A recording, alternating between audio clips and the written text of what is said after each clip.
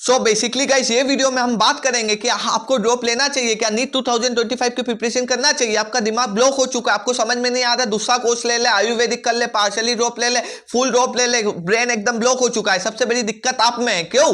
क्योंकि आप क्या कर रहे हो पता है, आप ऐसे यूट्यूबर्स के वीडियो देख रहे हो जो ऑलरेडी एम्स भोपाल में, जिन्होंने बचपन से पढ़ने के अलावा कुछ नहीं किया, उनको उसके अलावा कुछ दिखता भी नहीं था, वो वीडियोस में आके बोल रहे हैं कि भैया हमने तो सब कुछ किया। ऐसे सिर्फ 1% बच्चे हो, आप मिडिल क्लास फैमिली से बिलोंग करते हो, आपने हार्ड वर्क आपका पापा का देखा हुआ है, तो वहां पे डील करो यार। वैसे भी बच्चों के भी वीडियो देखो। अब मैं बता रहा हूं, मैं वही फैमिली में बिलोंग करता हूं, मेरे को तुम ज्यादा अच्छे से समझ पाओगे इसलिए बोल रहा हूं। अब तुम्हारा एम दिल्ली का है तो मैं नहीं बता सकता, क्योंकि मैं एक नॉर्मल फैमिली में हूं, नॉर्मल मैंने प्रिपरेशन की है, नॉर्मल मतलब ऐसा मैं हमेशा से एवरेज कॉलेज में अभी हूं। तो आप एम दिल्ली की बात करोगे तो मेरे में इतना पोटेंशियल नहीं है कि मैं मेरे गाइडेंस से एम से दिल्ली पहुंचा दूं, लेकिन इतना पोटेंशियल है कि एम्स भोपाल पहुंचा दूं। वहां तक मैंने भी सोचा था कि वहां तक चले जाऊं। अब मेरा पहले बताता हूं स्टोरी, मेरी स्टोरी सुनने के बाद सबको मोटिवेशन आ जाएगा। उसके बाद कुछ ऐसी बातें बताऊंगा कि आपका जो ब्रेन है ना ब्लॉक हो रहा है, ये 100% बोलता हूं आपको। अगर नींद नहीं आ रही ना नीट के लिए, इसके बाद ये प्रॉब्लम तो कभी नहीं आएगी। आपको एक सॉल्यूशन तो दे के जाएंगे ये भैया, ये 100%। चैनल नहीं अच्छा लगे ना, वीडियो डिसलाइक कर देना, ये अभी भी बोल रहा हूं। तो स्टार्ट करते हैं। सबसे पहली बात देखो गाइस, ऐसी बात है कि मेरा भी सपना था कि मैं नीट की तैयारी करूं, और मैंने क्या सोचा कि 11th में चले जाता हूं। मैंने अपने लोकल में कोचिंग ज्वाइन करी, जहां पे उन्होंने मेरे को 5 दिन बाद, मेरे को कुछ समझ में नहीं आया, उन्होंने मेरी फीस लगभग 10,000 50,000 के अप्रोक्स फीस थी वो टाइम पे, और उन्होंने मेरी 10,000 रुपए फीस काट ली। और 5 दिन के बाद, मतलब ऐसा था कि 5 दिन के बाद मैंने इनडायरेक्टली घर पे बोल दिया कि पापा मेरे से नहीं होगी नीट, बहुत ज्यादा पढ़ना पड़ता है, इतना मेरे से नहीं होगा। क्योंकि सुबह से 8 बजे से 4 बजे तक क्लासेस लगती थी, उसके बाद टेस्ट होते थे, उसके बाद एक्स्ट्रा क्लासेस जो मैं हैंडल नहीं कर पा रहा था। तो वहां के जो मेन वो रहते हैं, उन्होंने कहा कि तुम्हारे बच्चे से तो कुछ नहीं होना है, तुम्हारा बच्चा तो ऐसा ही रहेगा, यहाँ नहीं पढ़ सकता तो वो किसी भी अच्छी कोचिंग इंस्टीट्यूशन में कभी नहीं पढ़ सकता। I will accept it. मैंने वो फीस काटी, मेरे मम्मी पापा एकदम किसान फैमिली से थे, फिर भी मैंने उसको हैंडल किया, ठीक है इस ओके। उसके बाद मैं रन किया, 11th मैंने की। उसके बाद 12th में सोचा मैं एलन इंदौर जाके बढ़िया से एलन या आकाश से ज्वाइन करके प्रिपरेशन करूंगा। टाइम पे कोविड आ गया। कोविड में मेरे को हो गया टाइफाइड। टाइफाइड ऐसा हुआ कि गाइस मेरे को उसका ट्रीटमेंट भी नहीं मिला, क्योंकि एज मैं जब भी जा रहा था मेरे को वैक्सीन लगा देते या कोविड का ट्रीटमेंट कर देते, ना कि टाइफाइड का कर देते। तो एकदम सिचुएशन हो गई खराब। और उसके बाद 12th निकली। अब 12th निकल गई जीरो लेवल पे, 11th निकल गई कोविड के कारण जीरो लेवल के। इसके बाद आई ड्रॉप देने के बाद, मैं ड्रॉप देने एलन इंदौर चले गया। अब सोचो, मैं जो बंदा जीरो पे था उसने बंदे ने रीस्टार्ट किया। अब आप बोलोगे मैं एक नॉर्मल कॉलेज में हूं, मैं एक्सेप्ट करता हूं, लेकिन अब मेरी स्ट्रगल सुनोगे आपको लगेगा कि नहीं यार भैया मैं भी था, मेरे को लास्ट टाइम पे फिर टाइफाइड हो गया। तो पहली बात तो ये है, यहाँ से एक चीज सीखने को क्या मिल रही है, जो अपने डेस्टिनी है वो डिसाइडेड है। तो आपको सिर्फ मेहनत करना, हार्ड वर्क करना है, रिजल्ट की परवाह नहीं करनी है। जो डेस्टिनी वो डिसाइडेड है। जब मेरे को ये कॉलेज मिली थी, मैं मम्मी के बाहों में रो रो के मिला था। पता है, मैं वो बच्चा था जो क्लास में, मैंने ओवरऑल एलन में भी एक बार टॉप 10 में रैंक डाली थी, जहां पे फोटोज लगती है वहां पे लगी थी, वो भी लास्ट के 3-4 पेपर के पहले, जो मेन टेस्ट सीरीज होती है। इसके साथ साथ ऑर्गेनिक मेरी इतनी तगड़ी थी कि आउट ऑफ फुल में से फुल आते थे। बायो इतनी परफेक्ट थी कि मैं सोच के गया था 340-350 इजीली ले आऊंगा।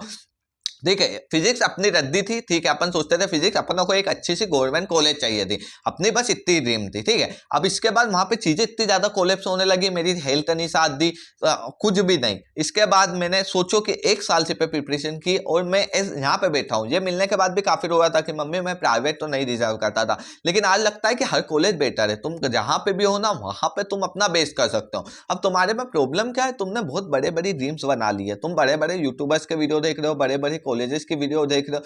ठीक है, हर बच्चे का अपना एक लेवल रहता है। कोई बच्चा रहता है कि पहले ही दिन जाके पहले ही टेस्ट में वो 650 ले आता है, और कोई बच्चा रहता है जो 2 साल भी पेपर्स देता रहता है, दिन रात एक कंसिस्टेंसी करता है, फिर भी उसके नंबर 500, 550, 600 नहीं आते। तो आपको अब ड्रॉप लेना है कि नहीं, आप वो सिचुएशन में हो। तो देखो, सबसे पहले अपने आप पे ऐसा दिल पे हाथ रख के थोड़ा सा ये चीजें पूछो कि देखो ब्रो, आपको ऐसा लग रहा है क्या कि आप 1 साल और ड्रॉप दोगे तो आप इससे बेटर कर लोगे? आप 1 साल और डेडिकेटेड हो एग्जाम देने के लिए? आपको ये लग रहा है कि फिर नेक्स्ट ईयर सेम चीज हो गई, तो नेक्स्ट ईयर सेम चीज हो जाए, फिर भी इतने नंबर आ जाएंगे जितना इस बार कट ऑफ गया था, तो आपको कॉलेज मिल जाएगी, इससे ज्यादा कट ऑफ नहीं बढ़ेगा। ये तो भैया बोल रहे हैं, मतलब मेरे अकॉर्डिंग तो नहीं बढ़ेगा, अकॉर्डिंग तो बहुत सारी फैकल्टी से बात होती है मेरी, उन्होंने भी यही कहा कि नहीं बढ़ेगा। ठीक है, तो अब आपको क्या करना है, आप पहले तो एक बार डिसाइड करिए, आपके दिमाग को बोलिए कि आप एक ड्रॉप देने के लिए तैयार हो। दूसरी बात ये कि अगर 3-4 ड्रॉप हो चुके हैं तो सबसे पहले ये खुद पे पता करिए कि तुमने गलतियां क्या करी थी। First drop, second drop, third drop में भी आपके नंबर अगर 550 तक आ रहे तो आप एक बार खुद से तो पूछिए कि इतने कम नंबर आ रहे, मतलब मैं कर ही नहीं पा रहा हूं। ऐसे काफी बच्चे रहते हैं जो अपने मिस्टेक पर वर्क कर ही नहीं पाते, कितना भी सोच ले उनकी मिस्टेक पर वर्क ही नहीं होती। और कुछ बच्चे रहते हैं जो लास्ट तक तो अच्छा करते लेकिन एग्जाम में जाके खराब कर देते। ऐसा अगर 2 साल से ज्यादा हो चुका है कि लास्ट तक अच्छा किया, एग्जाम के बाद खराब किया, तो उसको तो ड्रॉप नहीं देना है। दूसरी सबसे इंपॉर्टेंट बात, जिसका थर्ड और फोर्थ ड्रॉप है और जिसको ऐसा लग रहा है बार बार फ्रीक्वेंटली उसके नंबर कम ही आ रहे, वो बढ़ाने की कोशिश कर रहा, बढ़ा ही नहीं पाया। देखो जिसके नंबर बनना देता है सेकंड ड्रॉप में बढ़ जाते हैं, फर्स्ट ड्रॉप के बाद सेकंड ड्रॉप में बड़ी बढ़ जाते हैं। अगर वो सिचुएशन नहीं हो रही, आपका ब्रेन ऐसा नहीं बोल रहा है कि मैं एक बार फिर से तैयार हूं सेम प्रिपरेशन लेवल पे, इससे ज्यादा करने हो, तो आपको ड्रॉप नहीं देना है। लेकिन ये सब सिचुएशन के अंदर नहीं हो तो आप ड्रॉप बिल्कुल दे सकते हो, एकदम दे सकते हो। अब मेरा वीडियो लग रहा होगा फालतू चीजें भैया बता दीजिए, वो ये रियलिटी है, ये चीजें कोई नहीं बात करेगा, सब व्यूज के पीछे पड़े, किसी को किसी की लाइफ से मतलब ही नहीं है। मत सुनो मेरे से गाली, किसी को कुछ नहीं जाता। तुम रो रहे हो एक कमरे में बैठ के कि भैया ये हो गया, ये किसका कुछ जा रहा, तुम्हारे मम्मी पापा के अलावा किसी को कोई फर्क नहीं पड़ता। भाई सुनो, दीदी बहन भाई जो भी देख रहे वीडियो समझो, अगर अंकल आंटी देख रहे तो नमस्ते, आपके बेटे को फोर्स मत करो। मेडिकल कॉलेज सब कुछ नहीं है और आपका बच्चे में अगर ड्रीम है ना वो निकाल देगा। और देखो बार बार सेम चीज बोल रहा हूं कि कोई बच्चा किधर नहीं खुश है, एकदम खुश होके पढ़ो। अगर हो गया तो बढ़िया है, नहीं हुआ तो लाइफ में बहुत ऑप्शन है बेटा।